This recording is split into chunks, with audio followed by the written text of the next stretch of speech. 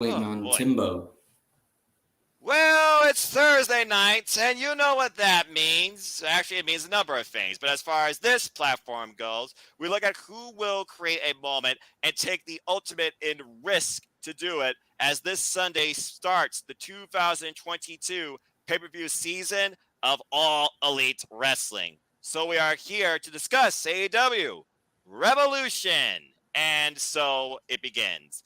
Hello, good evening, good morning, good night to everybody. Whenever you may watch this on live or on demand, you know who I am. I am the Simple Man, and my name is Noah Foster. And once again, this is the NoDQGalaxy Predictions Panel, where I wish to encourage members and fans of all things wrestling to join me on this fun platform, express themselves, and have fun too. And here we're going to talk AEW. And with me tonight is returning All Elite comer Christopher Ross for the first time ever on the NoDQGalaxy panel. I am sincerely happy to welcome Drew to the platform. First off, Drew, you definitely got the wrestling background as a fan, and I love the fact you also keep it in shape too, because again, we all need to try and take care of ourselves physically, mentally, spiritually. So first off, sir, welcome to this platform, and how are you? I'm great. I'm happy to be here. Thanks for having me. I've seen the last two or three of these predictions panels, and I said, how do I get on that? Well, again, it's just something that I just decided to start and encourage others to maybe join or maybe create their own thing too. And it's as simple as just messaging me if you're a fan of something in wrestling. You want to talk one of the big shows in wrestling too. Feel free to join me on this platform. Be yourself and have fun with it too. And that's literally how Christopher Ross became part of this fun subdivision of No DQ and beyond as well. Chris, always good to see you again, brother. How are you? I'm doing good. It's a pleasure to be on here tonight with you guys. I'm looking forward to AEW Revolution this Sunday. It depends with work if I'm going to be watching it, but hopefully I'll be watching it on Sunday. I'm looking forward on Hangman Adam Page versus Adam Cole for the AEW World Championship on Sunday. Keyword world. Um, and it's going to be a good show. And hopefully, I'll be the one walking away, but before this end of the year, winning the No DQ Predictions League for AEW. Well, again, you got three leagues you're playing, man. You got WWE, you got AEW, and you got Impact Wrestling. And here's the start of the All Elite League, the third one, might I add, in All Elite Wrestling, as I happily bring forward. And again, last year, you came very close, as it was Ashley Reynolds who came out in victory with 33 points, followed by you and Michael Gonzalez in third. I definitely expect a lot of returning people and a lot of newcomers too, such as Drew.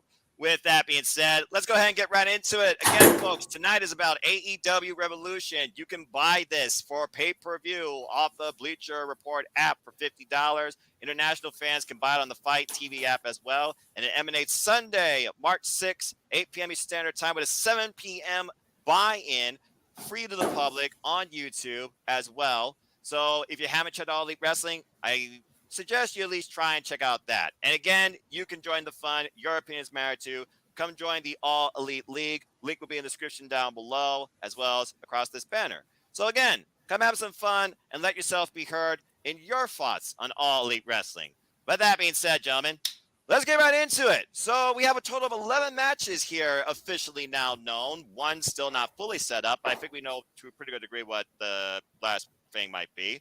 But let's go ahead and start with the buy-in, which of course gives people a taste, not to sound like 2.0, but basically gives them an idea of who and what you can expect in All Elite Wrestling. As we start with a bitter, more so personal rather than professional, women's grudge, as legit Layla Hirsch takes on Chris Statlander. And this really came ahead after Chris Statlander attacked Layla's family and her upcoming, calling her unprofessional, and that's the reason maybe why you were put up for adoption. Ouch. That being said, Chris says she's going to show us a new side of her, and Chris Statlander already incredibly strong and unorthodox as it is. One of the standout breakouts in All Elite Wrestling. This should be a fun bout, and a very competitive one too. And of course, legit Layla Hirsch is going to throw no punches being a straight shooter. So we're going to see how legit Layla gets here. But that being said, Drew, quick pick, who you got? Chris Statlander. Both of these women are two on the roster that for a long time I've wanted to see kind of get their flowers. And now that the two of them are going to go up against each other, I know it's on the buy-in, but it still matters. It's still going to be on their win-loss record, and there's still something to build off there. I just don't think it's when given these two women to us, I think Chris Statlander is the one that has to go. I don't think a win over her is going to propel Layla in the way that we would want it to, but I do think it's probably the building blocks of something that may fester and reveal itself come Dynamite. But that's going to be a good match. Fair point. Chris, do you agree or do you disagree? Legit Layla Hirsch has had quite a push so far lately, really standing out on her own, already overcoming Red Velvet, which I saw live at Beach Break. Does she overcome Chris Statlander? Does Red Velvet maybe play a factor here? Does this continue? What's your thoughts on this match? My thoughts is I'm agreeing with Drew. I'm going to go with Chris Statlander for the win. All right. I feel like Chris Statlander here can kind of get more from the win. It's kind of like when you put Orange Cassidy in types of matches, you wonder, okay, how's this guy win or how can he win? But Chris Statlander, she's somebody you don't underestimate when it comes to her strength, and I feel that will be the deciding factor here. So that being said, I agree with you guys. I'm going with Chris Statlander as well, but I don't think the buy-in will be the last time these two go one-on-one. Just saying. 100%. All right, quick, simple, to the point. The NoDQGalaxy shout out to the 16 of you so far that have entered, including but not limited to Drew, Jeff Chadwick, Scott Cater, Shane, Mario Ramirez, The Holiday, Christopher Mace, among others. Again, folks, you literally have until 7 p.m. Standard Time Sunday night to join this league too. Let's go ahead and move on to our next match. As again, the AEW Awards are going on right now, and I feel like we're literally looking at the breakout star of the year. Finally on his first pay-per-view match. Will be longer than 5 minutes. Because they said Hook! And he takes on QT Marshall, some call him Mr. Soprano. And QT Marshall has been trying to make this personal in a way that he feels like Hook is who he is and where he is because of him, not because of his father, of course, the submission specialist, Taz. Chris, who you got on this match? I feel like I shouldn't even ask you that question. Well, you shouldn't have asked me, but I'm going to keep this short and simple. I'm going to go for Hook for the win. Drew, he's 5-0. Does QT Marshall have a chance in hell? No. but but I will say QT Marshall has he has a very Bret Hart-esque way about him. And what I mean by that is he can carry a match. You can put anybody Definitely in there with QT Marshall. There's a reason he owns his own school. There's a reason that he's been doing this for 20 years. He can take anybody to that next level, and Hook doesn't need a lot of help. So the two of them together, I'm ecstatic. I can't wait. This should be one heck of a collegiate wrestling contest. But This is yeah, my I Hook. definitely got Hook winning here. And the NoDQGalaxy is unanimous for Hook. So that was pretty straightforward. All right, let's go ahead now into our main card. 9 matches here. And one of these matches might have a slightly different identity based on what happens tomorrow night on Rampage. I'm, of course, talking about the first ever Tornado Trios tag match as the AHFO represented by Matt Hardy, Andrade El Idolo, are we looking at the future TNT champion, and Isaiah Cassidy take on current, at this time of recording, TNT champion Sammy Guevara, Sting, and Darby Allin. And the biggest thing to think about this match is Matt Hardy becoming broken, or is Matt Hardy about to be fired? We know that Andrade El Idolo and Sammy Guevara and Darby Allin will be in a triple threat match on AEW Rampage for the TNT Championship. The funny thing is, a lot of people thought that this should be the match that should have been on the pay-per-view. Instead, as I listened to on AEW Unrestricted Tony Khan preview, he basically wanted to get both these matches because Sting has not been involved in pay-per-views twice now. So it's not like, they're just doing this politically to get the biggest name possible, legend-wise, on the card.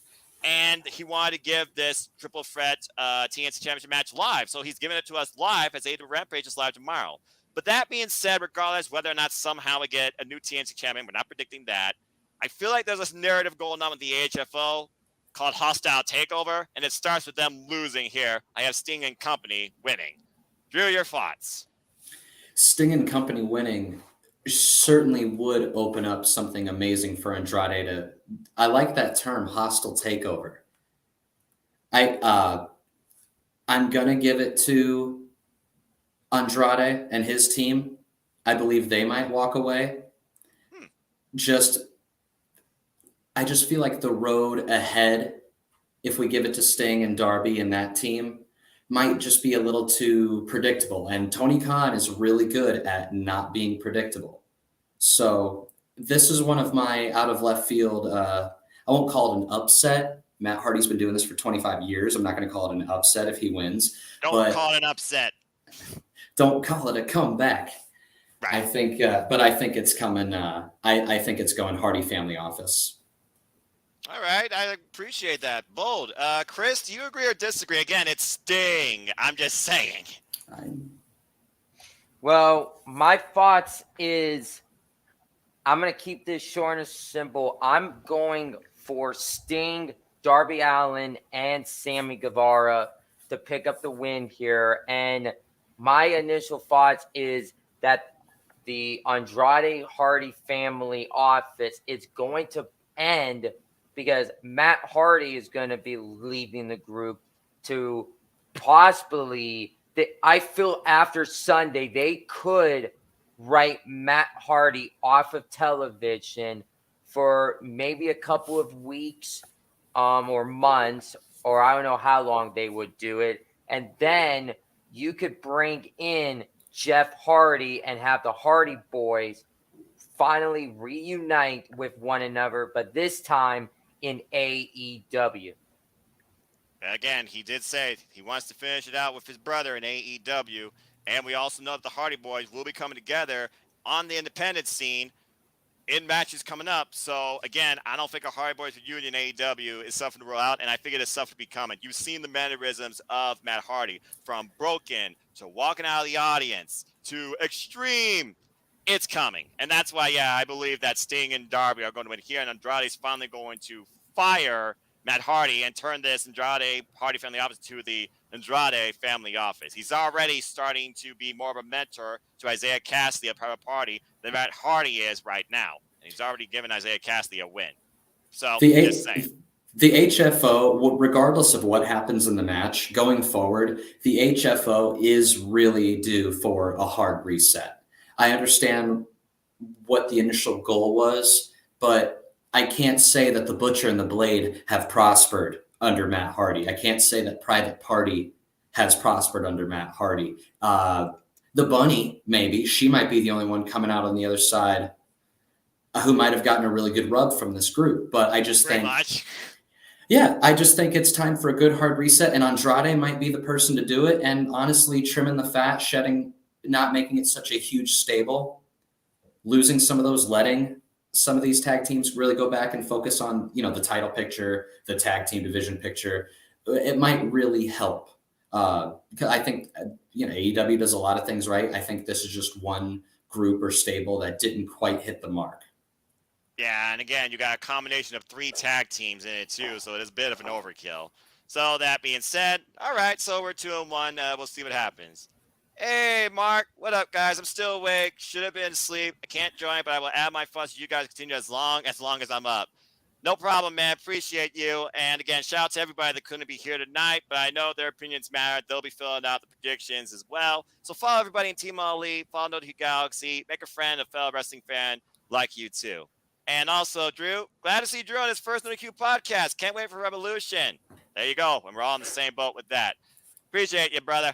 All right. Now, it's funny. You mentioned the Bunny. Yeah, that is one of my all-time favorite wrestlers and personalities. And also, as I am on her Patreon, in a little bit of a forum she shared with her fellow Patreons, there was a bit of an interview-type talk segment with another member of the HFO, and they kind of talk about how all the time, they've been losing. But it's more so the Bunny that's had the more memorable breakout moments to come. Isaiah Cassidy, close second. But that being said, the Bunny is only one person that has fallen to this champion we're going to talk about now, and we'll see truly if we finally found the one to be the next holder of that B show's belt. As of course, I'm talking about the current TBS champion. Jay Cargill defends the title now against Tai Kanji. You have the most improved versus the, I feel like, most potential here. Both of these AEW original breakout stars definitely have come a long way. Jade Cargill, undefeated streak, 28-0. And currently, I believe, has 5 successful defenses under her reign. Ty Conti, of course, who last big match on Full Gear was against Bricker DMD for the title, pushed the champion to the limit, to the point Britt basically escaped with just a simple body change for a pinning attempt. First time Britt didn't beat somebody via submission. Just saying. And since then, Ty Conti, she has been a standout, including that crazy street fight at New Year's Smash. That being said, I look at these two. I look at Jade Cargill. She has a thing right now, the streak. She also is being further enhanced under the tutelage of Bryan Danielson. And since becoming champion, we've seen her continue to grow and excel in the ring, not just for her strength, but how to counter wrestle too. I feel like here Jade is going to retain. Chris, your thoughts in this match? Do we have a new champion? We are not going to have a new champion. Jade Cargill, she's going to win this match, and she's just going to dominate Ty Conti. Dominate Ty Conti is a bold term, Drew. When you think about Ty Conti, is probably one of the toughest women, or like that, athletes in the entire AEW roster. She can strike and she can go the distance. We've seen Jade Cargill constantly being tested a little bit harder with each person she's been in the ring with now as champion. I mean, the Bunny, again, she came this close. And, of course, she also faced AQA, who got signed off her match, and Anna Jay, who nearly slayed her.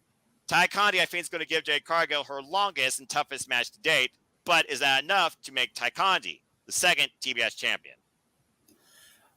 I think Jade Cargill will walk away still the champion, however that may come about. Would I like to see the hottest couple in AEW both be strapped with gold? Absolutely. I'd love to see a power couple thing go on there.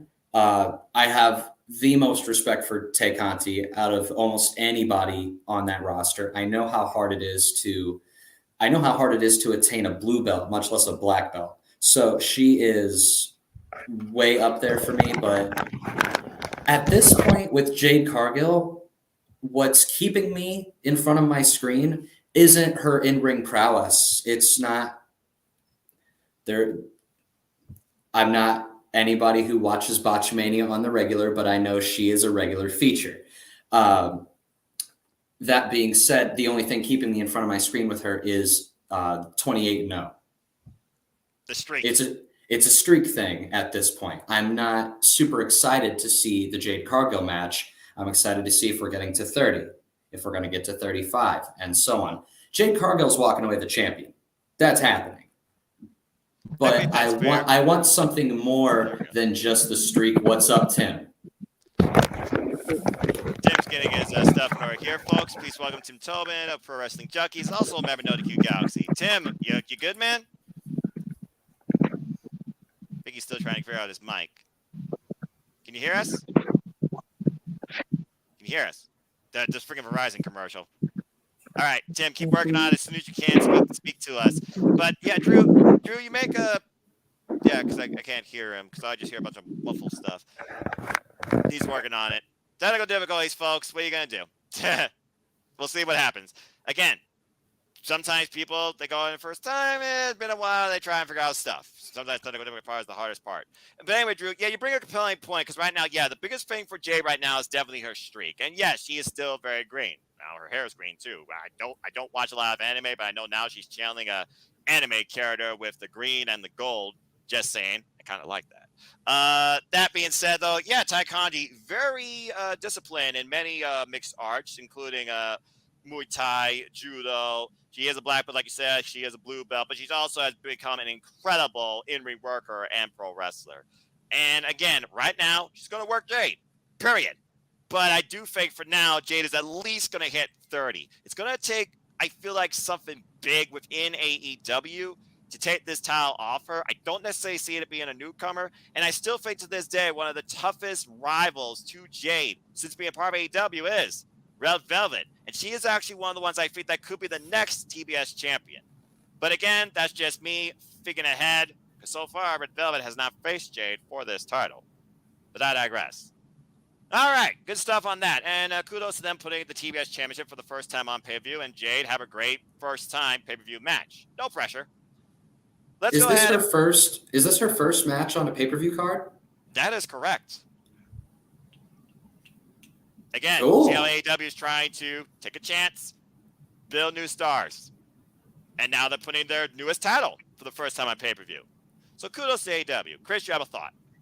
Well, we just got breaking news here on the NoDQGalaxy panel. Yes. Well, at WrestleCon in Dallas on Friday, April 1st, it says Impact 20 years of wrestling, and we're going to get a multiverse of matches. We're going to get Impact's The Good Brothers versus Ring of Honor's Briscoe Brothers. Ooh. Well, again, Tony Khan, he owns Ring of Honor, but we also know there is a working relationship, it seems, with Impact and Ring of Honor. The shared wrestling universe, eventually coming under one umbrella. I think it's something that could happen under Super Show, but very interesting match to figure about. Good Brothers, of course, being on AEW and part of Impact, and the Briscoes yet to show up at AEW, but they're asking Tony Khan, hey, when we can fight FTR. So, again, I like that a lot. Thank you for that, Chris. It's But anyway, such a slow burn from the Briscoes right now. I love it. By the time they show up on TV, I'm going to go, oh, yeah. The internet's going to break. It's going to be the tag team match the world's been waiting for since FTR versus the Young Bucks at Full Gear. And good Lord, that match was insane. Speaking of insane matches, when you think of ladder matches, what do you think a ladder match consists of? High flyers, right? People that are going to do some crazy antics off the top of the ladder. You don't necessarily think of more than one heavyweight per se. But here we got heavyweights that can move and do stuff like cruiserweights. And Ricky Starks and Orange Cassidy, I wonder if he learned how to put up a ladder. But you get what I'm saying.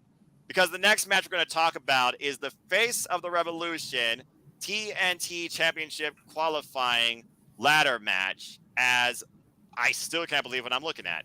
Limitless Keith Lee, Wardlow, Powerhouse Will Hobbs, Freshly Squeezed Orange Cassidy, Absolute Ricky Starks, and to be determined tomorrow on Rampage, either Ethan Page or Christian Cage will join this field. Now, whether or not they pull a surprise and add another TBA is yet to be determined. It sounds like right now it may only be 6, but I'm not going to assume anything after Ethan Page showed up out of nowhere last year. Okay, so this one's got a lot to think about here, clearly. First off, Hobbs and Lee and Wardlow with ladders. Good Lord. Secondly, who could we see facing the TNT champion? Heel or face? Big guy or small guy? Orange Cassidy being in this, does that make any difference? Is Danhausen going to curse everybody? Just trying to bring the humor out. And is there a surprise waiting to happen? Maybe a swerve? I don't know. A lot to think about here in this ladder match, to say the least. Drew, you're first. Your thoughts in this ladder match. Is there going to be a TBA? And if not, who do you see winning, grabbing the brass ring, literally, in a future TNT Championship opportunity? Grab the brass ring. Talk about turning a freaking metaphor into a literal thing. This, if I could borrow a line from fellow YouTuber podcaster Andy H. Murray from What Culture, this is going to be some big, beefy boys slapping beef. Pretty much. Hello, Big E. I'm giddy for this match. Now, you said it, there is a lot of questions to ask. Who's going to be the TNT champion after Friday? Who's going to win between Christian Cage and Ethan Page? I've run the numbers, and both of them don't have a lot going on story-wise with anybody else currently in the match. So there's a lot of questions going on, which is nice because that means there's a ton of possible answers going into the next couple of weeks regarding that TNT championship match. We could see a lot. There's a lot to be had on the other side of this match. Personally, I think it's going to Keith Lee or Wardlow is a very close second. Mm-hmm. If not my first, I might be switching back and forth between Keith Lee and Wardlow about every other day at this point. Well, you got 2.5 days pretty much to decide on it, but I think you definitely picked two front runners. Although Chris, we've been seeing Keith Lee kind of mix it up with Team Taz backstage, preferably face-to-face with Powerhouse Will Hobbs. We also know the underlying narrative with Wardlow in the TNT Championship regarding his role in the Pinnacle. And while it seems like they will let him actually have the TNT title if he wins it, there is a lot of building up tension with him and his accountability buddy and his boss, to say the least. And could that play a factor, especially when we talk about another match later? Could any of these things actually play a factor here? Your thoughts as Tim tries one more time to be a part of this thing. Go ahead, Chris. Well, my thoughts on this match is this match I have looked into, and I am still at an eggshell because I don't know what's gonna happen, but I feel this is gonna be a good ladder match. And I think if there is a TBA, that maybe they could put in Swerve Strickland or Cesaro. They could put in one of those two guys if there's a TBA. But if not, I feel my two front runners for this is Limitless Keith Lee and Wardlow. All right. I think that, again, we've come out the two key guys I think to figure out in this match. And my apologies, NoDQGalaxy. He still is figuring out his microphone issue. Again, Tim, keep trying. You're fine, brother. All right. Going back to what you guys were talking about, just to catch up things. NoDQGalaxy was pretty much unanimous with Jay Cargill, except for, looks like 6%. So there's one soul. I'd be my all-elite brother king. Believing in Ty Conji.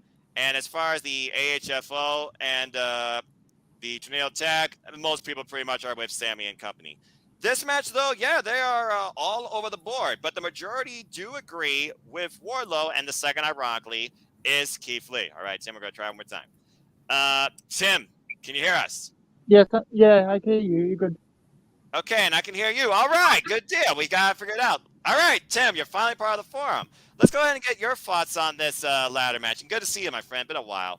Mark says, I got Wardlow winning, but don't be surprised if you happen to be basking in one Keith Limitless glory Sunday night.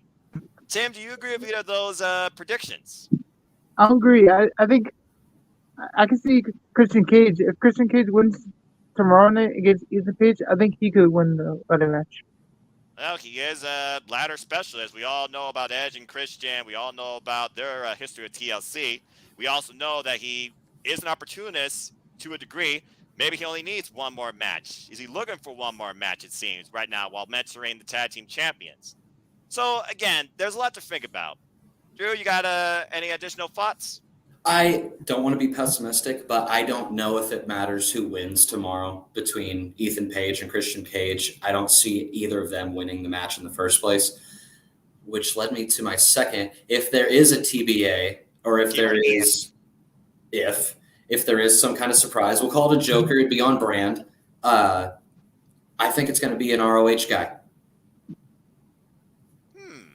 I think it's gonna be a recent ring. Even though I don't know how many legitimate ROH guys there are, they've all been released from their contracts, right? For the most part, some of them had their contracts go through to the end of March. But that doesn't mean Jonathan Grisham or Roosh or Alex Shelley or anybody like that can walk down that ramp. Tony's got Tony money. Yep, we've seen Josh Woods on Dark. They signed Jay Lethal. Again, I would not rule that out. And funny enough, people did say names like Jonathan Gresham and Swerve as the TBA if there is a TBA. So again, right now, the ladder match possibilities are limitless for most people's thoughts. Followed by the War Dog. But we just got to see, can I add something? Well, he's going to try to add something if he can. Tim, I got you in the private chat, man. Just keep chatting, keep trying. Again, we're going to have to wait and see if there is another surprise in this ladder match, but I would not rule it out. Let's see if he tries to get back in here. Tim, what's going on? Can I add something where he's just saying? Sure. Why you dropped out? Go ahead. I think TBA could be Strickland, Sean Strickland, because a lot of people saying he's going to be the Joker for Like Jeff Hardy, you know, a lot of people like Jeff Hardy's on the card, but he might be released early. So I think Yeah, Sean Strickland, Isaiah Swerve, whatever his name is now. we have seen Swerve backstage with Sammy. You again, all compelling points. And Mark threw a real wild card here. You're talking about Roos. I think he's still injured. Maybe his brother, Dragon Lee, or Ryu Lee, as he's now called. Yes. We know this guy could be insane. So again, good stuff all around, gentlemen. Let's keep moving forward and go on to our next match here. Just a second. I got one more crazy prediction for this possible. Oh, here we go. He's got to bring in something now. We're going to get some literal evidence. This should be interesting. What you got? No. I said it was a Ring of Honor guy. The ultimate, he will get booed so hard. So That'd be the ultimate work. Well, who am I kidding? We already saw the ultimate work. We'll talk about that soon. But I like what you did there. But if Cody goes anywhere next on our screens, I think it's going to be Ring of Honor. But again, seeing is believing. one of it's like one of it's like Bandito, because I know like Bandito and Gresham's been doing other brands, because Bandito could be like he's the ROH champ, he's like by the other brands. Maybe Bandito could be like in the match too as a TBA. Again, possibilities are endless, especially with the fact that Tony Khan owns Ring of Honor, and you think about what talent went and worked through there. So again, you guys are bringing up a lot of real possibilities. Chris, do you have any other wild names or wild card thoughts to add before we move on? I just see you thinking. He's thinking. I said Cesaro. I said Strickland. I said Jeff Hardy in the Matt Hardy thing. He said Flip Gordon. All right, Drew.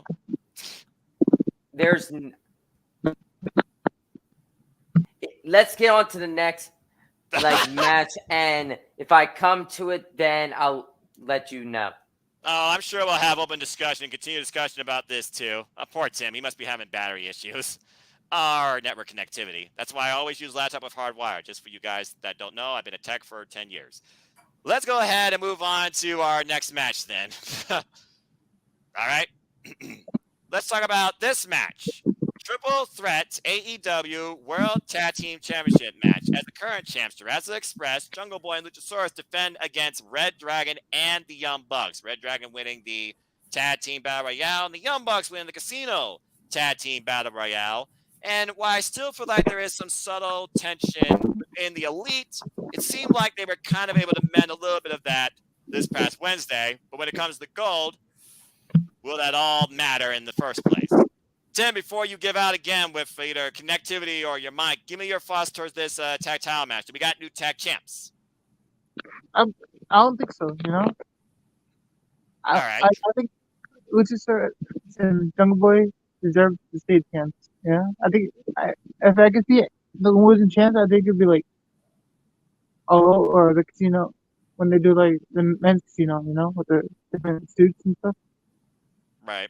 I think so. And again, but I think I feel like Christian's gonna get involved with something. Other tag teams are gonna get involved with this match too. Well, it is a triple threat. There's no complication. Doc Order's gonna get involved in the match somehow. Yeah, I definitely see the Stooge, if nothing else, Brandon Cutler in their corner. So, again, no disqualification. Drew, do you see that maybe coming to play at all? Do you see maybe at that one point it's like Red Dragon, Young Bucks, maybe like, okay, you go for it. Or they team up together to take out Jurassic Express, try to make it a traditional tag team match for the most part here. Again, a triple threat, champs not to be involved in the decision to lose the gold. I think that without being too predictable, I think that Red Dragon and the Bucks are going to get in each other's way too much. I think it'll spark a great storyline, but ultimately, Jungle Boy's a pillar. They haven't had what I would call like their worthwhile, their memorable retention yet in this title reign. How long have they held the titles? Since January, when they won them at Washington, D.C. Against the Lucha Brothers, calling an audible because Rey Fenix almost broke his arm.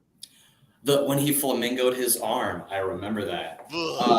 Yeah, but I don't think that they've had their moment yet, and I think that they're going to treat the pillars like they treat the pillars. I think that Jurassic Express is going to luck into a win based off of some bickering or interference from the other two teams. They're going to be too busy worrying about each other. There's going to be some shenanigans in there that are going to award Jungle Boy and Luchasaurus the win, just in my opinion. Well, Chris, to support his claims on that, Jurassic Express have only defended the titles 3 times so far against Dark Order, John Cena and Alex Reynolds, Private Party, and the Ass Boys. So, yeah, they haven't had that memorable. Yeah, I'm going to call them that. That's what they actually are. They haven't had like that memorable standout, I feel like, title defense yet. So, in their biggest test to date, do they get the job done? Well, my prediction is I'm keeping it short. Jurassic Express is going to win this one, retain the titles, and I agree with Drew. Young Bucks and Red Dragon, they're going to get into each other's way, and I think we're going to be in for an Adam Cole and Red Dragon versus Young Bucks and a returning Kenny Omega to have the 6-man tag match at Double or Nothing. If, keyword if. I know Omega's insane, but Omega, take care of your health. Keyword if. That being said, majority believes in Jurassic Express, but a proportion did pick Red Dragon. 12% to be exact. Nobody picked the Bucks. So nobody sees the Bucks making history as 2-time tag team champs. And I agree with that philosophy, but I also agree with the fact that you also can consider outside influences, tension within the Elite, and Christian Cage's awareness and experience. I do have the champs retaining too. Simple as that. All right. Good stuff, guys. Let's keep moving forward. And now we're getting into the real stuff here. Dr. Britt Baker, DMD, don't forget it, defends the AEW Women's World Championship against probably the last obstacle to her absolute dominance and literally her toughest challenger in her wrestling career. I am, of course, talking about Thunder Rosa. And honestly, this match might literally be a year in the making. Now, Drew, you said you wanted to lead on this, so I'm not saying anything else, so you better make it good. You now have the floor. This is almost a year in the making. You said it right. I like to imagine that we were all sitting in front of our TVs when we were watching St. Patty's Day Massacre or St. Patrick's Day Slam. I am mixing companies and pay-per-views and decades here. That was an amazing match that stood the test of time. It was a match of the year candidate. Did it win? It did win Yes. some awards, as Britt, when I was at Breeze Break Live in Cleveland, did literally show like she got the award from Inside the Ropes and PWI for Women Wrestler of the Year, Women's Match of the Year. So yes, it was definitely accolade to say the least. I couldn't remember if it was PWI or Wrestling Observer, but between that, how can you not give it to Thunder Rosa at this point? That's where we're going. Thunder Rosa has put in the time. She started out as a Forbidden Door entrant from the National Wrestling Alliance. She has been carrying not only a lot of these women on the roster while maintaining Warrior. That's the name of her company? Warrior Wrestling, Mission Pro, several Mission companies. Pro. Mission Pro is her Wrestling. territory. Yes, while she's carrying all of that, and I think Britt Baker's time is. I think it's just over. She's run out of things to keep me invested. I bought the T-shirt with her bloody face. I went through all that, and I'd love to see Adam Cole, Britt Baker kind of do the power couple thing as champions as much as anybody else. But I think Britt Baker's first championship reign is about to wrap up. It's just a good timing. It's been a little over a year, hasn't it? I believe. Almost. Not about quite a year. And she has been the best. Like, no disrespect to Hikaru Shida, but or Riho, she has been the best champion. She's over like Rover. But at the same time, I think the crowd's ready for Thunder Rosa. She's put in the time. She's put in the work. She has earned this win. and I absolutely want to see where she takes it. I want to put the title on a face and see if we don't go other places with it than just DMD's lackeys taking care of business like they have been for the past many, many, many months. I'm going with Thunder Rosa. All right. Tim, the majority of NoDQGalaxy agrees with Drew. 75% believes in Thunder Rosa, but a few people still believe that is still the era of the DMD. We got a new champion, in your opinion.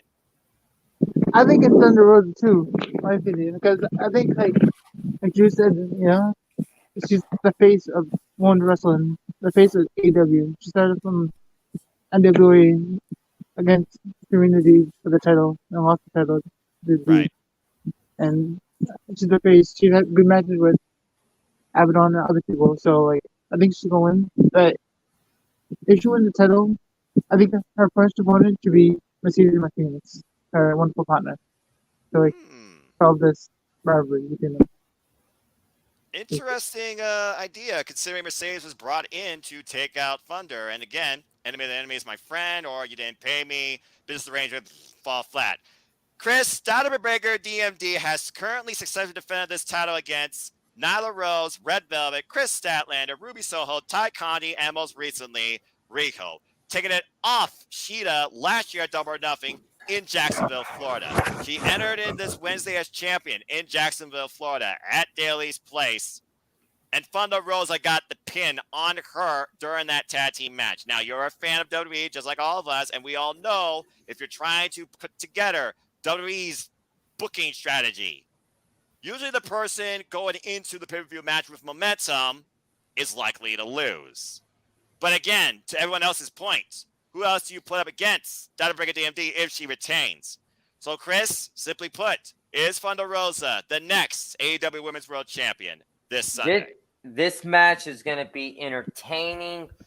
I just feel like there's nothing, like, as I'm thinking about this, there is nothing for Dr. Britt Baker to do as champion. So I think this Sunday it's time for Thunder Rosa to be the new champion. And I think her first feud with the championship, and it's going to probably take place at Double or Nothing. We are going to get Thunder Rosa probably defend the AEW Women's World Championship against Mercedes Martinez. All right. Well, I guess that just... Go ahead, Drew. Sorry, I'm down with that. And just a personal note, I'd really like to see Thunder Rosa win it with the lockjaw. That's what I want. That will be the cherry on top of that huge cake. And then she transitions into the Peruvian necktie and makes Dr. Britt Baker DMD submit, because we have yet to see somebody make the doctor submit. Okay, I see what you all did there.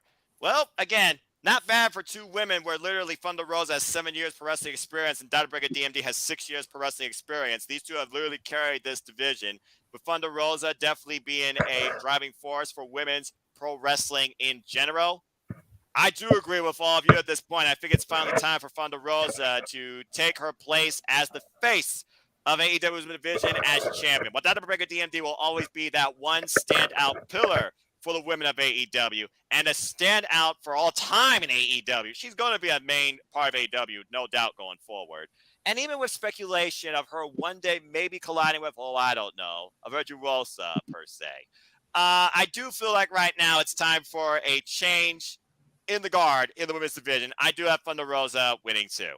And I'm just going to leave it at that. But regardless, thank you, Dr. Baker, DMD, and Thunder Rosa. I know Britt's not going to let that title go so easy. You know Jamie Hayter and Rebel, not Reba, is going to be in her corner. So we'll see. But I feel like it is Thunder Rosa's time too. All right. Moving on from there, let's change tangents where a title is not so much on the line, but I feel like pride, because at the end of the day, can Eddie Kingston win the big one? As Eddie Kingston fights Le Champion, the influencer, the demo god, the guy, the big one he calls himself. I am, of course, talking about Chris Jericho. And this really all came ahead after these two had a bit of a fallout with their feud against 2.0. And then Kingston bringing his friends, basically opening their eyes about maybe this guy is holding you back from really pushing yourselves forward. And now it seems like the whole inner circle thing is abolished. But more so, this is about two men right here. Jericho fighting, in his words, a jobber, attacking this man's identity in pro wrestling because he never went to the world of sports entertainment, but also maybe his mentality, talking about how Eddie Kingston is always a loser and always will be. Do we finally break that stigma where we really believe in this guy and where we think Eddie Kingston should be champion? Ever since he came on AEW, taking on Cody Rhodes for the TNT Championship, it's just been up from there as far as what this man can bring and how much we believe in him. And I'm simply going to say this. I feel like Eddie Kingston finally gets the big one. I feel he finally gets the win on pay-per-view. I'm actually going with him. Tim, your thoughts on this match? Does Eddie Kingston get it done? I don't think so. I think the champion, or Judas, whatever you want to call him, is going to take the Judas. match against Eddie Kingston. Oh, Because all right. I feel like if Ken and Omega come back, Jericho and Ken and Omega will be tag team together. So against Eddie Kingston or whoever partner he wants to. That'd be a bit of a swerve, but I mean, hey, two great wrestlers from Canada. I guess that could happen. Most of the NoDQGalaxy, Chris, believes in Eddie Kingston, 82%, but there's 17% that believes in Chris Jericho. You got to think about this, too. They fist bump, Powerful and Jericho. It seems like, okay, whatever happened with them, that tension seems like it's done. But Jericho did say, I always got your back. Remember the last time he said he had somebody's back? He got his face ran into a television by who he thought was once his best friend in another company. Does Powerful maybe play a factor here that gives Kingston the win? Or regardless, does Jericho once again prove his point? Well, this match is a really hard one for me to decide. I'm a huge fan of Chris Jericho. With Eddie Kingston, he is not like really over with me. And there's something about him that I'm not like maybe liking about him. But if 82% thinks Eddie Kingston's going to win, maybe you give him the win. But I'm going to have to say, as of now, I have until Sunday at 7 Eastern to put in my final predictions. Correct, sir. I think as of now, I'm going to go with Chris Jericho for the win. All right, fair enough. Drew, there is that whole idea that Kingston's physical stature and the state of his body and his age, 38 years old, it might play a factor here, too. I mean, CM Punk even played off that when these two fought at Full Gear. And literally, Kingston got the first shot in, and it still wasn't enough. He was put to sleep. Do we get a similar match here where, again, Kingston summed up simply, he just wants to fight. So there's not going to be a wrestling match. It's going to be a fight. But does Kingston get it done? I'm a different kind of cat, dog. Yeah, he's getting it done. They would not spend so much time. The reason you've never been able to win the big one, Chris Jericho, he pounded that into us during that promo. You've never been able to win the big one. They wouldn't keep iterating it just for Eddie Kingston to not win the big one. And then where does he go from there? If Chris Jericho just wins and he's about to head out on tour with Fozzy, we're not going to see him a lot over the summer. Oh, well. Sorry. I feel like that kind of shows something right there. But then again, he also shows that he doesn't have to be always on AEW. But I do see what you're saying. I think that Eddie's over like Rover. If you go to What Culture, Busted Open, any of these other places that we go and consume our wrestling news, they're in love with him. The fan base is in love with him. And Chris Jericho is the perfect guy to get a win over, to really give you that kick in the ass that you might need in your career. And he's how Eddie's like 20 years into his career. Yes. Exactly. It's Eddie's time. And Chris Jericho knows it's Eddie's time. He's not a golden shovel toting, let me bury you over and over and over. I'm Chris Jericho. I'm the champion. I need to be the guy on top. Has he done that before? Yeah, sure. But I don't think that's the situation we're getting right now. We're going to have a real feel-good moment with Eddie Kingston. Should anything happen, I would love to see it happen with Proud and Powerful, because they're going to have an internal conflict with those two men up in the ring.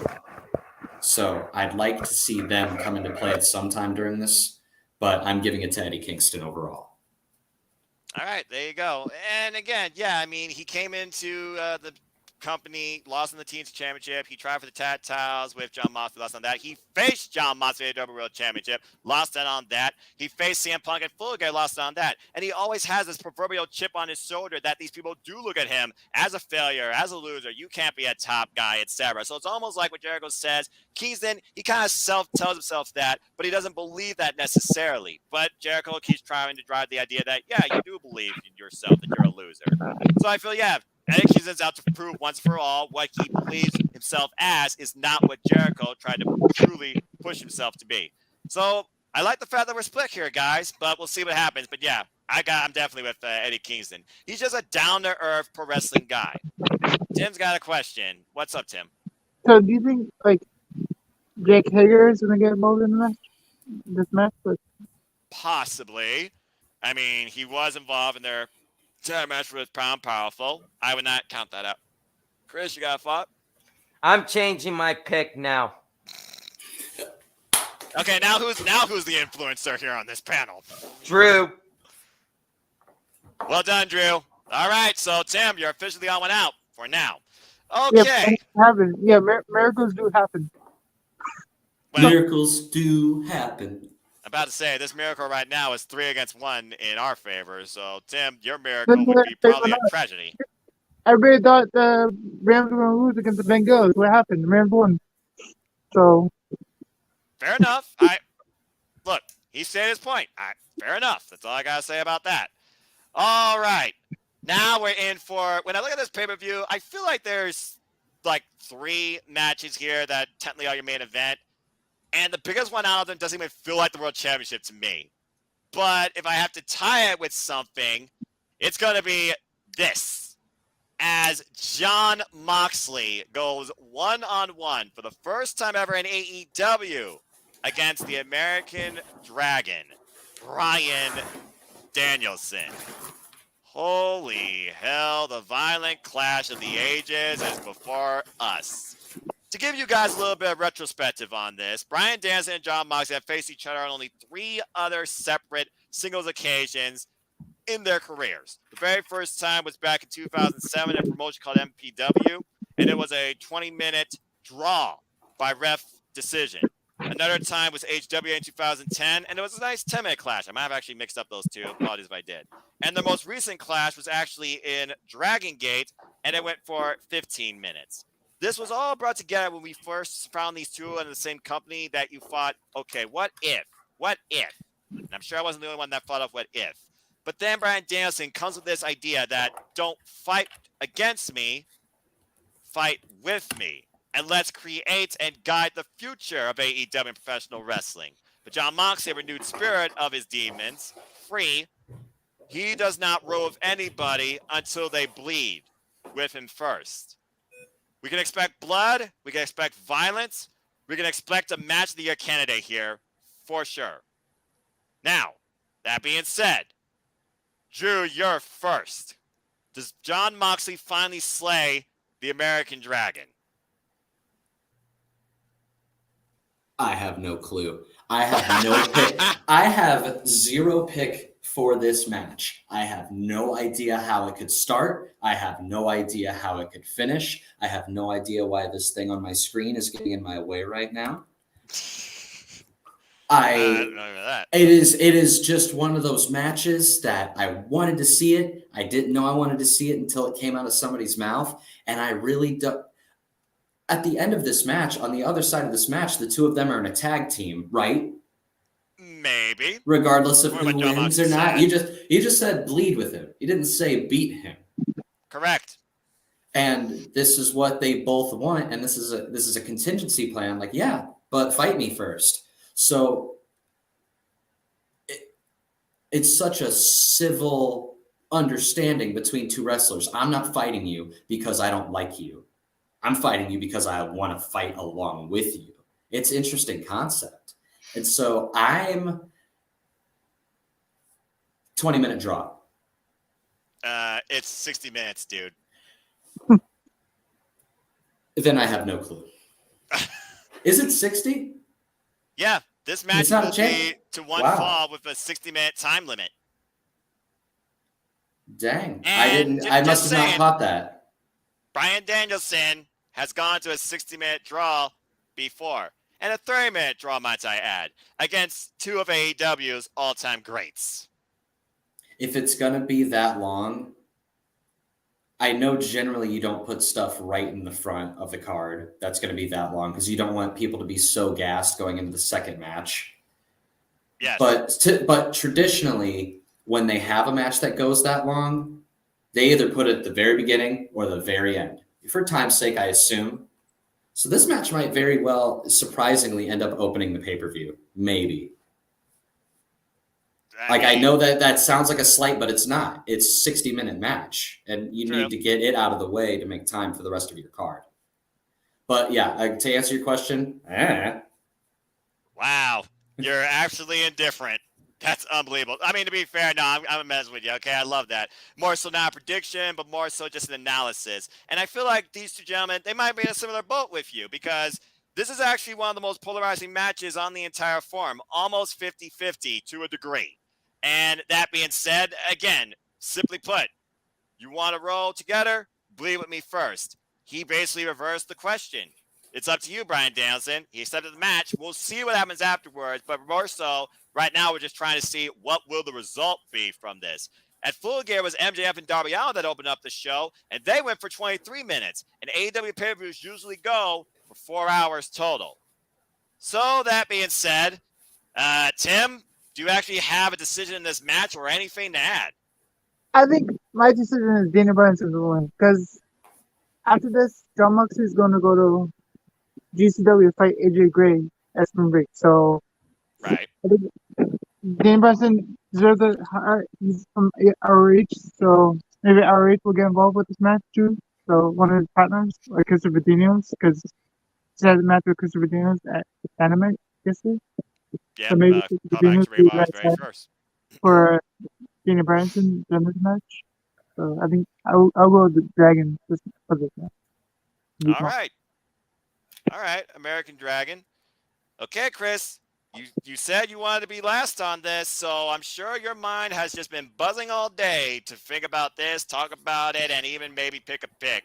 So you're on, and he has a point. John Moxley does have a GCW Heavyweight Championship match coming up. John Moxley will also be involved at the Super Show for NJPW in Chicago coming up in April too. But again, that's April. We're looking at now. This is March, and you wonder, fallout after AEWRevolution, what will be next for both of these men in loss or defeat?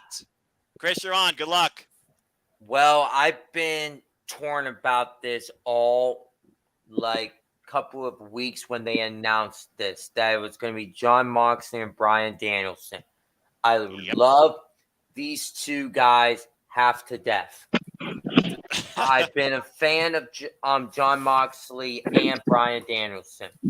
I've been with these guys through thick and thin, and they helped me out in tremendously.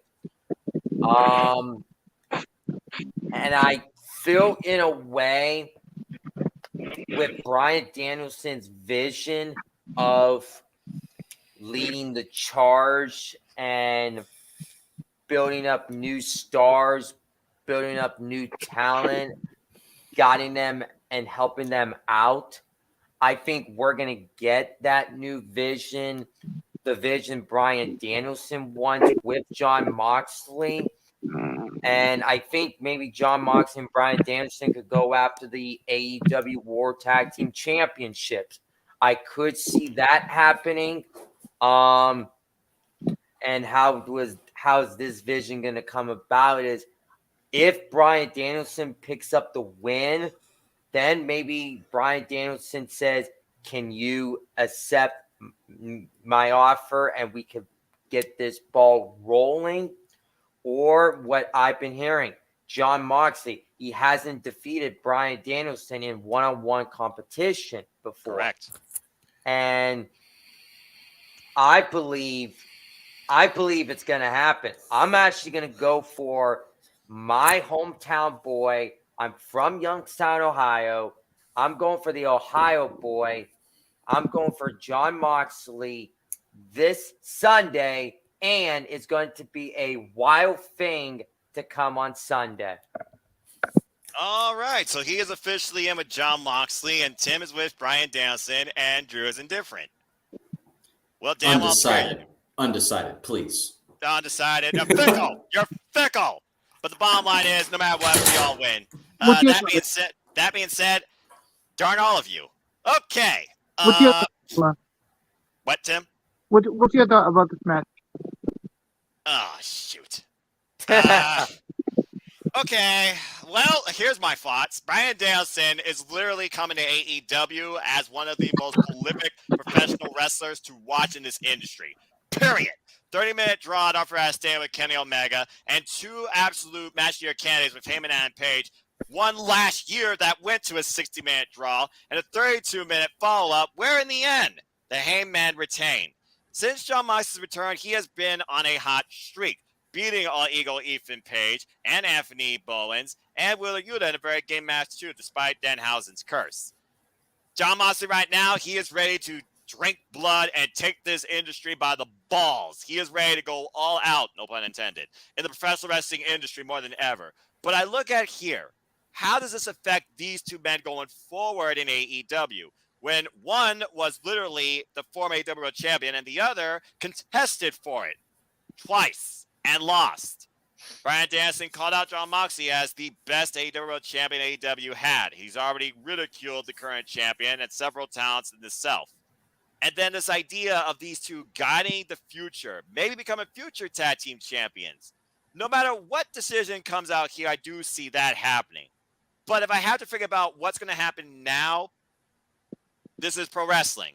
There's always that underlying tension where if you don't get that one moment you're looking for, and for John Moxley is to slay the American Dragon, you will stop at nothing to get it. This is the very first time in AEW that these 2 are meeting. And when it comes to dream match scenarios in AEW, sometimes they are not a one-off. They are long-term storytelling for a saga waiting to be completed. And it's because of that I feel like this will be visited some point again. I have Bryan Danielson winning. And that's all I got to say about that for now. So 2 against 1. I'm extremely 51-49% on this in my mind right now. What I might not be so 50-50 on anymore after, well, we saw what he became, is this match. Because now CM Punk and MJF take what I feel like their end game of their feud in a dog collar match. The second ever dog collar match in AEW, when the first one, of course, was between Cody Rhodes and Mr. Brody Lee. All right. Before anyone says anything, I'm just going to put this up real quick because I want you all to consider what you saw last night, Wednesday. Shout out to my friend at New Reality Entertainment on Twitter for sharing this. It was CM Punk in 2005 who says, "I am the devil himself, and all of you stupid, mindless people fell for it." MJF last night says, "I'm going to show you and all these mindless sheep that I'm the devil himself." In a way, MJF and CM Punk have literally been a mirror of CM Punk's past versus MJF's future, it seems. It's literally, I feel like these 2 could not be more so polar opposites, but still so congruently the same when it comes to professional wrestling. We saw how this all first came about at the Thanksgiving promo, at the Thanksgiving Dynamite. We finally got the one-on-one match, and CM Punk lost MJF twice in his hometown, in Chicago. But this is a dog collar match, and both of these men are no strangers to that either, but this is a match that really redefines a pro wrestler's career, and I feel like identity.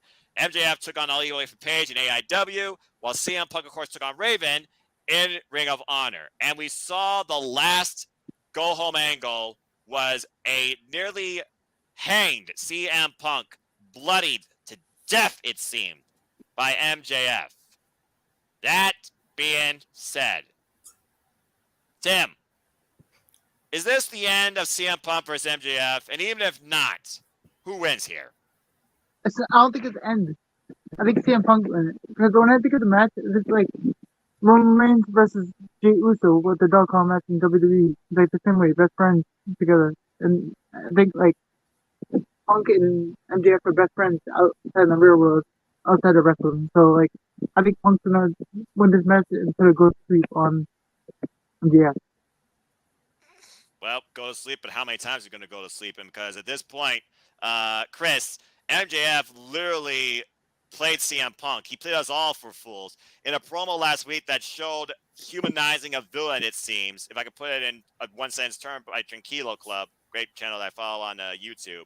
We saw him talk about, learning disabilities, himself as a fan, broken, hurt as a fan. And at the end of the day, it gut-wrenched CM Punk to make CM Punk question himself. Am I the villain in this? Am I the bad guy? Or am I the good guy? And at the end, we all know who the bad guy is. But this is wrestling. This is the movies. But it seems like it's going to play out as one. Does the good guy win in the end? Who you got? Well, I had to go get something. I know, Drew, you got pictures in the back. Well, I got CM Punk and MJF's action figures with me. All right, we're going to get a bit of a dramatization, so this should be good. So, here's how it's going to go. It's going to be beat up like this, body lighty-lighty. CM Punk's going to pick MJF up for the go to sleep for the 1, 2, 3. CM Punk beats MJF on Sunday. All right. Short, sweet, simple, to the point. And most of the NoDQGalaxy, Drew, agrees with this philosophy, especially after last night, it seems. 82% believes in CM Punk, but 70% believe in MJF. With Double or Nothing coming up, literally the 3-year anniversary of it, and it started out with two key men regarding the AEW World Championship, I keep thinking, do they finally bring that match forward, or do you still hold it out? And to a degree, CM Punk has yet to contest for any title in AEW. I got to imagine whoever wins this is going to go after maybe the World Championship, but some sort of title next. So, Drew, who you got in this dog collar match that is going to be downright gory, to say the least? All right. I'm going to use this pen as MJF and this remote as CM Punk. I don't have action figures. Okay. Good dramatization. I before I go into a tangent, I'll say I'm on MJF here. I believe MJF is going to win this dog collar match. And I say that because I'm sticking to my belief that MJF's first loss, not the one at Revolution last year, not the one against I'm sorry, I'm drawing a blank. His loss that doesn't really count. What are you talking about? His loss that doesn't really count? He lost to John Moxley fair and square for the AEW World Championship back in AEW. I'm observing his. We'll call it kayfabe for now. 2020 didn't exist, and to a degree, I'm sure people want to forget that. But anyway, continue.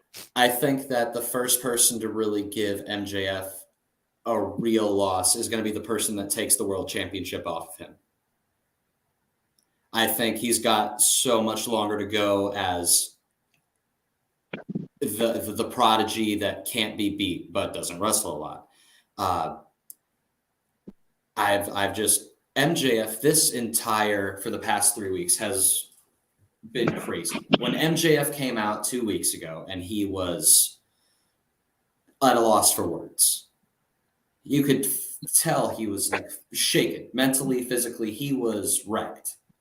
And then last week, that promo was, my jaw was on the floor the entire time. I thought there's no way MJF is turning face here. And it tugged at my heartstrings too. I can understand that. I'm not Jewish, but I manage a Jewish community center. And so I understand a lot of these struggles that he definitely had actually gone through. 100%. And he just emotionally twisted me and bended me. all over the place. And I was ready for it. I was ready last week and the week before for him to flip the script and go, okay, here's the nut shot. Okay, here's the nut shot. And finally I got it last week. We know who's the bad guy. Who's the bad guy? It's MJF, CM Punk. Let me do that one for you. And but I think that MJF's going over. Well, again, I look at the future of AEW, and MJF, whether CM Punk doesn't want to call him a pillar or not, he is a pillar. He is a foundation. He is the future of professional wrestling. I still think Bidding War 2024 is a red herring, but that is how you sell yourself as such a top draw in this industry. And there really are not many heels this good or this defined in the wrestling industry, to say the least. I could probably name maybe 4 off the top of my head. That being said, I keep thinking about MJF. He is the pillar that I believe will be the AEW World Champion first. And with all this contested confusion with the Pinnacle and Wardlow going on, it's going to be more so that Wardlow and Shawn Spears are going to deal with each other, because obviously MJF is going to send Shawn Spears to do his dirty work, and maybe inevitably you'll finally get Wardlow versus MJF. I'm just trying to look ahead here. But even with Aaron Rich in an alternate universe trying to book a double turn after last night, there's no way in hell I see that happening. So I do have MJF as well going over here, because at the end of the day, MJF, he's got more to gain here than CM Punk. If CM Punk loses here, it might literally change CM Punk's identity to the point some people might get heel CM Punk back, because people have actually been asking for that. So I'm going to say MJF gets the win here too, some way, somehow. It won't be because of that diamond ring. It will be because of something else. And it might literally be because of the jaw color. But again, lesson learned, lesson to be taught, lesson gained. Everything will be played out come Sunday, and then we'll judge for ourselves. I'm ready. I'm ready for somebody's face to get cheese grated on that chain. Oh, I'm sure you get that and a whole lot more. I'm a hardcore wrestling fan, and I want blood. Well, I feel like you're going to get blood in at least one of these matches. If Bryan Danielson and John Moxley doesn't give it, the dog color match doesn't give it, why not talk about the one guy that's given it in every championship match for some daggum reason? As Hangman Adam Page, the AEW World Champion, takes on Adam Cole, baby. Hey, I had to say it. For the AEW World Championship. And this is after Hangman Adam Page has already defended the title against Bryan Danielson twice. 1 to a draw, 1 successful pin, and a ridiculous Texas Death Match. All of them, he has literally bled buckets of blood in victory. Adam Cole is coming in, though, and redefining himself after his loss at Beach Break thanks to one Danhausen. He said that there is a certainty in AEW, and that is me becoming the AEW World Champion. But is that undisputed? Drew, does Adam Cole become the face of AEW, or does Hangman Adam Page continue to ride along this wave of cowboy shit? It is very possible that Adam Cole becomes the next face of AEW. I would say that even before he came over to AEW, he had the bigger following, the more recognizable face. I think he's just a bigger star power. This is a very, to me, maybe I'm just not putting enough stock in Hangman, but this is a very Trevor Murdoch, Matt Cardona dynamic to me. That you have a guy who, he's an AEW original. I love him to death. He's an AEW original. A lot of people never heard of him until they saw him on until they saw that. And I feel like the long-term story with Kenny was lost on a lot of people. I asked if they're like, they've been doing this for a while, but they'll jump immediately at their facts on Adam Cole. I just think he's got the clout. I could definitely see him walking away with the strap on Sunday. But my same sentiments towards Jurassic Lucha Brothers, Luchasaurus, and Jungle Boy, my same sentiments towards them, I don't think they've had it yet. I know he went up against Bryan. I know he got it from Kenny. I don't think he had the defense yet. I know he's had some great ones, but we haven't seen the defense. And I don't think this one's going to be it. I think this is just going to be a 4-star banger that Adam Page is going to walk away with. Adam Page retains. And I agree with you because, again, right now the bigger fan of Adam Cole is Is he trying to take over the Elite or destroy them after being kicked out of Bullet Club in 2016? We've already seen Jay White coming into play. Kenny Omega is going to return eventually, and we all know how close-knit Red Dragon and Adam Cole are. It's a brotherhood for life.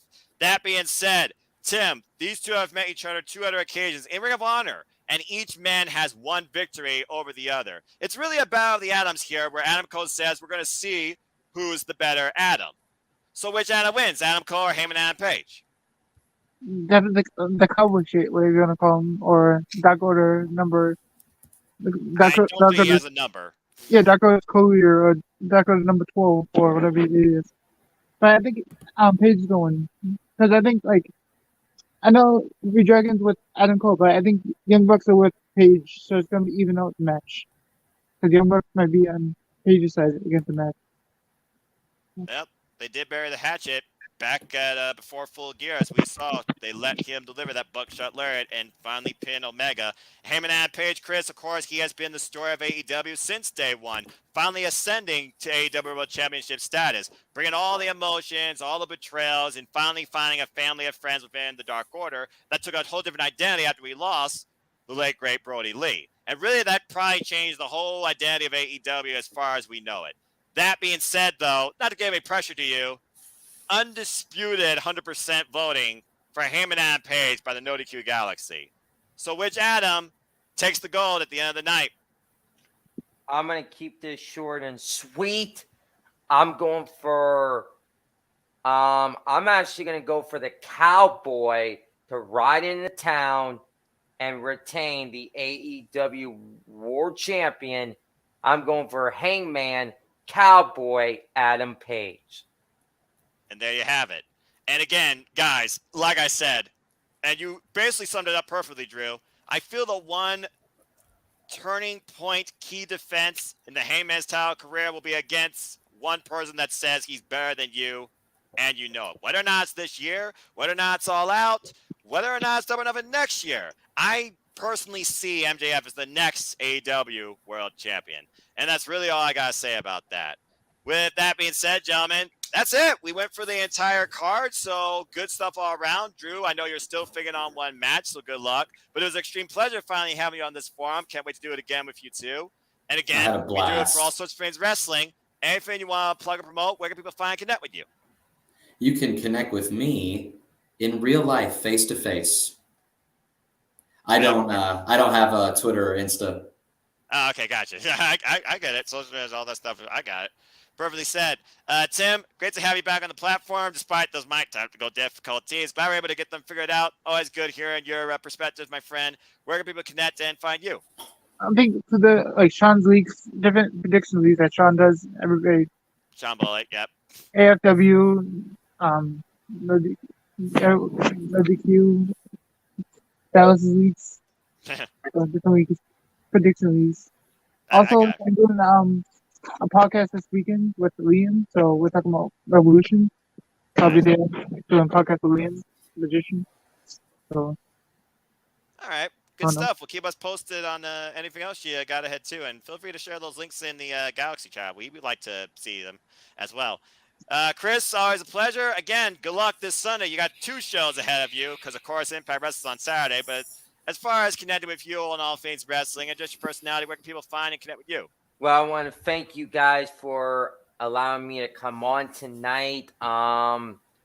Where everybody could connect and find me at is on my new Instagram. My old one got hacked and deleted last month. I was so upset, but I'm only following the people that I know. So just come and find me on my Instagram at CMROTZ_6472. My Facebook is Christopher Rotz. My Twitter is uppercase C, uppercase R, lowercase OTZ24. My Snapchat is C_Rotz17. He's all over the place.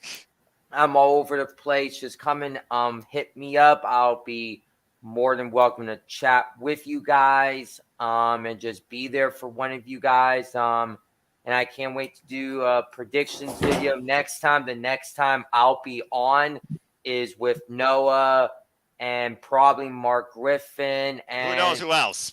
Mark. and Yeah. we don't know who else, because our next one after this Oh, is the stupendous WrestleMania. So that's our next time we're going to be doing this. So just come and chat with me, and I'll be available to chat with you guys when I'm able to. So thank you for allowing me to join, and see you guys next time. simple enough. And also, why did you got away from the freaking numbers of all the stupid taglines? A single word, stupendous. You're gonna make me wish stupendous was banned from the dictionary at this point. Okay, good grief. Like you're on a freaking weekend fix. Anyway, but I digress. All right, good stuff, man. Folks, you want to know more about me? Know this. I am just a simple man, a lifelong fan of professional wrestling. God bless this industry. But I digress. So find me on Instagram, Twitter, and YouTube at Foster1916 for all things wrestling. Shout out to the NoDQGalaxy, these fine folks too, and of course the HW crew that I roll with on Twitter. We'll be back later this week for our 1-year anniversary of our platform called the ATW View, where we'll be talking AEW Revolution in full as well. And stay tuned for the Daily Slam, where me, Cindy G, Cairo, and who knows who else will be also talking about AEW Revolution later this week, and also recapping per weekly Rampage, the fastest, wildest, less distraction, more action, our professional wrestling you get every week, 10 p.m. Eastern Standard Time, usually on Friday nights. Me and Jerry, the similar impactful duo, will be back tomorrow night to talk Sacrifice in full, the next Impact Plus monthly special that will be live Saturday, March 5th, available for Ultimate Insiders on YouTube, 7 p.m. Standard Time. As always, I like to close, there are no winners, there are no losers, there are no bears, just fans with opinions for this passion we all share. At the end of the day, folks, support one another and respect each other, and just enjoy life and enjoy wrestling. It's as simple as that. Do not let this device or social media dictate your life too, or your fandom. It's as simple as that. And again, thank you to everybody that's been so far in these leagues and on these platforms too. Various opinions include the show will be incredible. Looks like a good car. Here's to a good show. Best preview 2022. There is some serious cowboy shit. I love hearing y'all's thoughts and opinions. I hope to keep encouraging you to express yourself in a positive way too as a fan.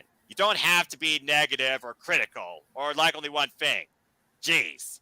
But I digress. For the entire NoDQGalaxy panel here, Tim, Christopher Raj, Drew, those that couldn't make it, such as Mark, Shane, and Jeff, I am the Superman Noah Foster, and I hope you all enjoyed this video. And until next time, thanks for being a part of the revolution. Enjoy All Elite Wrestling and this Sunday. And as always, have a good night. I'm coming for you, Conrad. Okay, I forgot about that tension there.